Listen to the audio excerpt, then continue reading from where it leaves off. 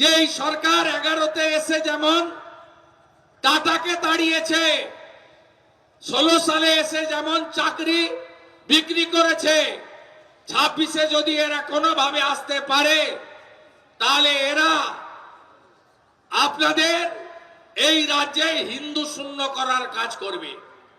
ওপারে মোল্লা ইউনুস যা যা করছে, এপারে তৃণমূল তার মুখ্যমন্ত্রী খালা মমতা ঠিক একই কাজ করছে। এপারে ওপাশে হিন্দু যুবক দীপু চন্দ্র দাসকে জ্যান্ত পুড়িয়ে মারা হয়, এখানেও হরগোবিন্দ দাস চন্দন দাসকে পশু কাটার তরবারি দিয়ে খুন করা হয়।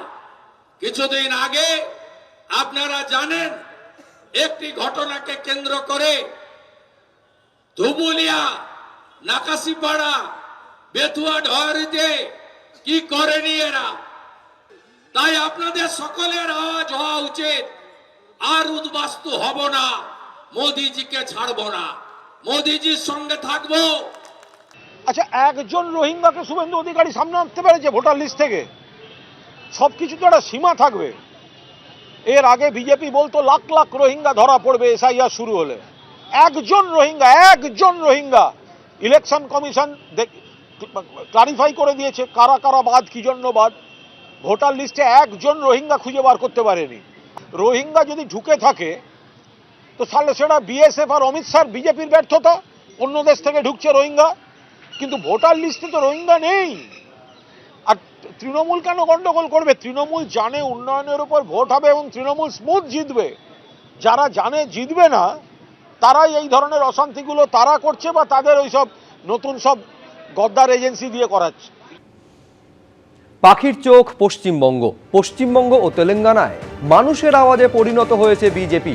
বিজেপির নতুন সর্বভারতীয় সভাপতি নীতিন নবীনের অভিষেকের দিনই বার্তা প্রধানমন্ত্রীর। কি বলেছেন প্রধানমন্ত্রী নরেন্দ্র মোদী এবং প্রধানমন্ত্রীকে নিয়ে ফিরহাদ হাকিম কি বলেছেন, পরপর দেখাবো। बीते 11 वर्षों में बीजेपी ने हरियाणा, असम, त्रिपुरा और ओडिशा में पहली बार अपने सामर्थ्य से सरकार बनाई। पश्चिम बंगाल और तेलंगाना में भाजपा जनता की एक बड़ी आवाज बनकर उभरी है।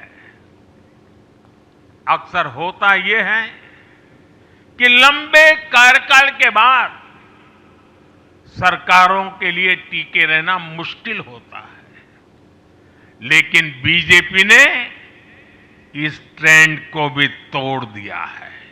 যেভাবে পশ্চিমবঙ্গের মানুষ বাঙালি বলে সারা ভারতবর্ষে যেখানে যেখানে ডবল ইঞ্জিন সরকার আছে সেখানে লাঞ্ছিত হচ্ছে, মৃত্যুবরণ করছে, মারা হচ্ছে, মেরে ফেলে দেওয়া হচ্ছে, তার জবাব আগে ডবল ইঞ্জিনের প্রবক্তা নরেন্দ্র মোদীকে দিতে হবে।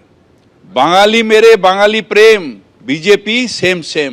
যতই উনি স্বপ্ন দেখেন, 21-এ এসেছিলেন, আপকি বার 200 পার হয়ে গেছিল পকার পার। ঠিক যে তখনও মির্জাফর ছিল, এখনও আছে। তারা হয়তো কেউ লাফালাফি করছে, কিন্তু বাংলার সাধারণ মানুষ যারা রবীন্দ্রনাথ পড়েছেন, যারা নজরুল পড়েছেন, যারা আমাদের নেতাজি সুভাষচন্দ্র বোসের আদর্শে বিশ্বাসী, তারা কেউ এই সাম্প্রদায়িক দলকে বিশ্বাস করবেন না। এবিপি আনন্দ, এগিয়ে থাকে, এগিয়ে রাখে।